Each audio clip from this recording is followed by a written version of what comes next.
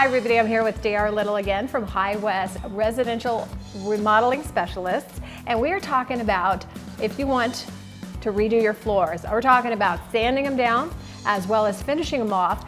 And it's a huge process, but it can save you a lot of money if you do it right. That's the key. Absolutely, you have to do it right. So let's talk about what first started out. I went and rented one of those square sanders. Yep. So the first step in this process is you want to get that sander and really sand the floor properly. What's the best way to do that? Okay, so when we get the sander, you want to start, get everything taped off. Anything that you don't want to get damaged, get it undercover for sure, because there'll be a lot of dust thrown.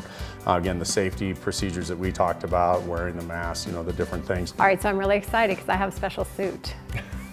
Can't wait to I know. see it. Just to help, because you say there's a lot, it gets all over the place. You want to wear your mask, your goggles, and then if you don't want to get it on your clothes. Before you start, remove your baseboards by using an X-Acto knife to break the caulking seal, and then take a pry bar to remove them. So the first step is sanding or buffing. Since I used a square sander using 40 grit paper, it took several passes to sand down the raw floor.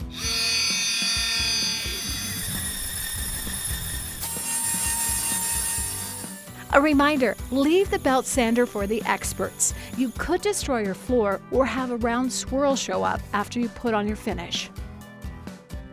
Next, I rented a sand edger to get around the edges by the wall.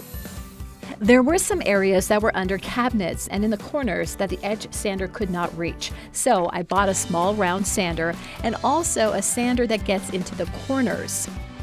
Make sure you sand everything down to the raw wood. Now apply filler to the cracks and holes. I specifically asked for one that worked on my red oak floors. Make sure you get the entire area. Sand the entire floor again with a less aggressive grit. Sweep the area thoroughly. Now make sure your wood is clean. One tip is to take a barely damp towel, put it under a wide broom, and lightly go over the floor to get off any dust or debris. Here is where you would add a stain if you want one. I kept the floor its natural color and will just add the sealer. Staining usually requires several applications plus sanding between those coats. Now to finishing the floor. You could go right to a polyurethane, but I used a sanding sealer for the first step. One tip, pour the sealer into a small pool and use a lamb's wool to apply the sealer. Pull it in rows.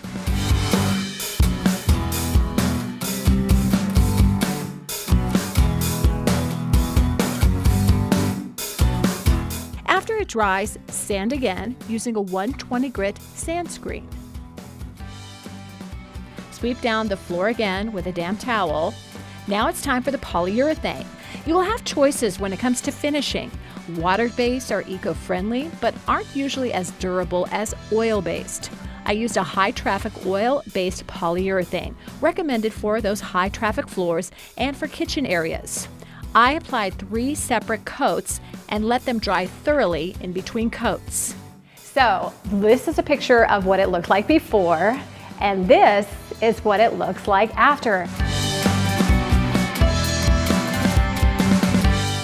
Amazing. Yep, great job. looks good. Thanks for all your help. You bet. Once again, High West is an elite service contractor with Home Advisor.